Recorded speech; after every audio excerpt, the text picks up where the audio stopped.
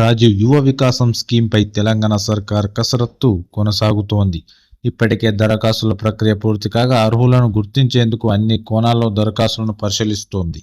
అర్హుల గుర్తింపు ప్రక్రియ కొనసాగుతున్న వేళ రాష్ట్ర ఆర్థిక మంత్రి డిప్యూటీ సీఎం బట్టి విక్రమార్క శుక్రవారం డాక్టర్ బిఆర్ అంబేద్కర్ రాష్ట్ర సచివాలయంలో రాజీవ్ యువ వికాస పథకంపై సంబంధిత ఉన్నతాధికారులతో సమీక్ష చేశారు. ఈ సందర్భంగా పలు సూచనలు కూడా ఇచ్చారు. రాజీవ్ యువ వికాసం లబ్ధిదారుల ఎంపిక పారదర్శకంగా పూర్తి చేయాలని బట్టి విక్రమార్క అధికారులను ఆదేశించారు. నిర్దేశించుకున్న క్యాలెండర్ ప్రకారం రాష్ట్ర ఆవిర్భావ దినోత్సవం జూన్ 2న మంజూరు పత్రాలు పంపిణీకి సిద్ధం అయ్యేలా చూడాలని స్పష్టం చేశారు. స్వయం ఉపాధి రుణాల మంజూరు కోసం రాయితీలపై రుణ సదుపాయం అందించేందుకు తెలంగాణ ప్రభుత్వం రాజీవ్ యువ వికాసం స్కీమ్ అమలు చేస్తోంది. ప్రతిష్టాత్మకంగా తీసుకున్న ఈ పథకానికి 16 లక్షలకు పైగా దరఖాస్తులు వచ్చాయి. భారీ సంఖ్యలో దరఖాస్తులు రావడంతో ప్రస్తుతం వీటి పరిశీలన కొనసాగుతోంది. మరికొన్ని రోజుల్లోనే ఈ ప్రక్రియను పూర్తి చేసి లబ్ధిదారుల జాబితాను వెల్లడించే దిశగా ప్రభుత్వం అడుగులు వేస్తోంది. మండల స్థాయిలో వెరిఫికేషన్ ప్రక్రియ పూర్తి అయిన వాటిని జిల్లా స్థాయి కమిటీకి పంపుతున్నారు.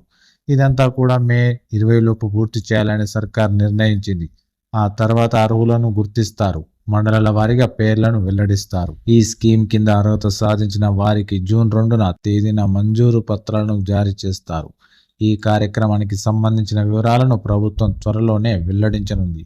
ఈ స్కీమ్ కింద కేటగిరీల వారీగా రాయితీ అందుతుంది. 50,000 నుంచి 4 లక్షల వరకు రుణం పొందే ఛాన్స్ ఉంటుంది. ఇందులో కేటగిరీ 1 కింద 50,000 విలువైన యూనిట్కు 100% రాయితీ ఉంటుంది. బ్యాంకు లింకేజ్ లేకుండానే ఈ రుణాన్ని అమలు చేస్తారు. కానీ మిగతా కేటగిరీలో మాత్రం బ్యాంకు లింకేజీని తప్పనిసరిగా అమలు చేయాలని ప్రభుత్వం ఇప్పటికే నిర్ణయించింది.